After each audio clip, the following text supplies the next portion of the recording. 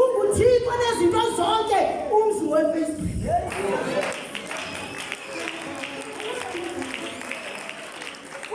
Khangela ithuba lomzimba wenze kanjani andiwazi bantu wenze kanjani ngoba kuthini nawe ndithi kanithetha ndithi inkosi ngoba sekosi nje noma sendike inkosi endikule ngomzwalo enyangweni waphuma enyangweni izinto zami ziphuma enyangweni ndithi inkokhele nayo ndiyazi iphuma enyangweni khawuye kuba nento mani ubonento uzulunga khawuzungela nto usiqale ithuba lendi nayo andiyibalele intweni kodwa ndibulele ukuthi kuneze isibabalo sokukhulula abantu ubakhulule ngokuzimisela ubanyakekele ngokuzimisela abantu bakaThixo bazoncedela abantu bakaThixo umsebenzi owenzayo awujonganga ngabantu kodwa ujongele izulu uzolibona ngantoni izulu ujonga uzobona kusikele bangahlala abantu enhluphekeni kodwa ndiyamthengisa leso lo Yesu yakwazi ukunceda umuntu khawujonge enhlizweni yakho khawujonge enhlizweni yakho nilubulaleka lamatyala akho nizowathini lamatyalo nawo lento hlelo usiyezi ngongolweni into ozoyenza ukuthi kuthini kodwa ukhona lo Yesu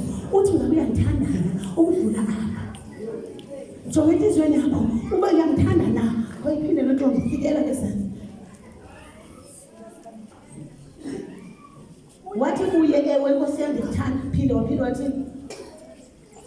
kuye ewe Nkosi uyazi ukuba ndiyakuthanda wathi kuye uYesu yondla amatakane njalo bazana lapha endlini kaThixo ngabantu bagqobisile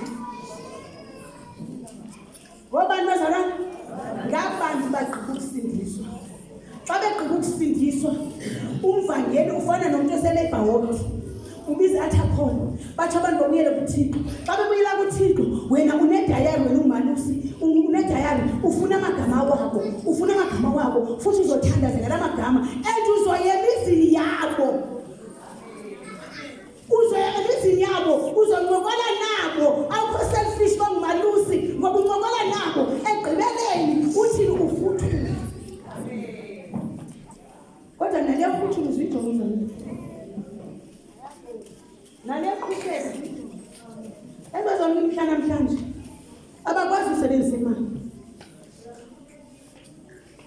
abakwazi thina zona abakwazi abazona namhlanje ukusebenzisa imali yakuthi noma kubizwa abantu abahluphekileyo uqonda uzohlupeka kanjani ngoba lo muntu uyapeya lo muntu uyasebenza lo muntu uyakwazi ukuphiwa imali ngabantwana uzoke ngokuthenwa ngene enhluphekweni amen so bazalwane eminye sokuthi kuyasinceda cela ufunde nontombi uthi athi kuye okwesibili uYesu Simoni nyana kaYohane uyandithanda na wathi kuye ewe Nkosi uyazi ukuba ndiyakuthanda wathi kuye uYesu yalusa igusha awuthi kuba ubaluse abantu abagqiba usindiswa ube awubalusanga ababadala nabadala uyabolusa ibona kanti mamnyembezi siyanalusa ngoni badala kudala nisindisiwe ngoba nakwazi ubetheka endleleni kodwa kufuna bakhangele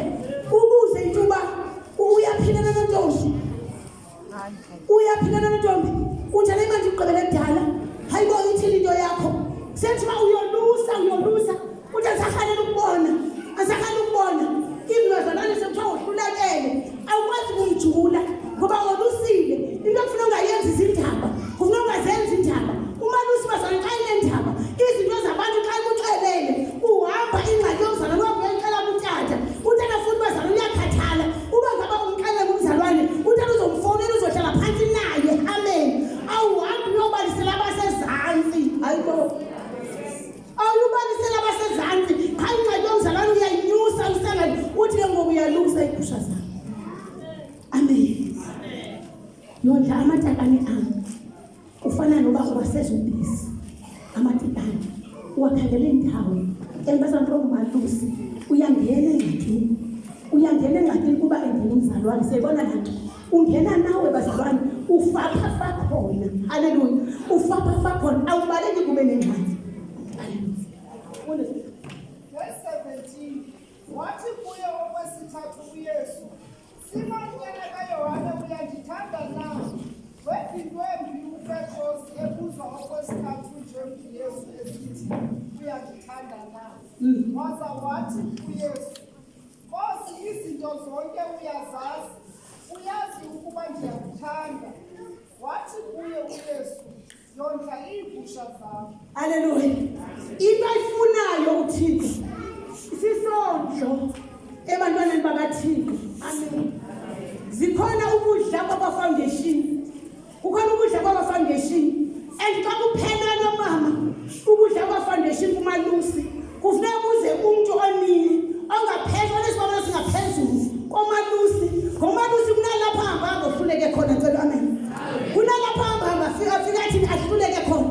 Yena nto ndiye ndithe Nkosi kuThixo ngaba bazali ngoba abantu wena ezikhanye banamabandla. So xa siphelele isibalo sami xa ndiphakuwe kufuneka ndihambe ndiye kwelinye ibandla ndihambe ndiyomalusa ezigusha sezingqolekekile kodwa besezincedakele. Bayadingeka abazalwana belusi. Ndiyacela ndihlala ikhwelo awujonge enhliziyweni yakho nawe kube yenye iphathi yokuthi noba ndibizwanga kodwa Nkosi Jesu awundincede ndibe nomthwalo ngoba intsikelelo yakho kulapho ikhona. Yazi xa ngabe unomthwalo ngomsebenzi kaThixo kulapho zibuya kakhulu iimbandezelo. Ungaba nobuzo kutheni iimbandezelo zibuya ngapha nangapha. Uhlala uphila nesifesi unesizathu. UThixo uyathetha ngempilo yakho. Unomthwalo ngabantu bakaThixo. Ndiyacela bazalwane, ndicela nje bazawuseyohlekelela ingoma ukuthi ubani nobani ajonge enhliziyweni yakhe uze ngaphambili uThixo uzakunceda. Ndicela umthwalo, khawuve umthwalo mama uMatyeni, awuve umthwalo ngabantu bakaThixo ngoba le nto kamnamthwalo ngabantu bakaThixo uzowakwa wena kodwa uJehova uThixo uredi ukuyinceda impilo yakho. Ndicela ubani nobani sezohlekelela ukuthi Nkosi ndiya ngaphambili. Cela uphakame mzalwane wethu, cela uphakame, ngicela ingoma.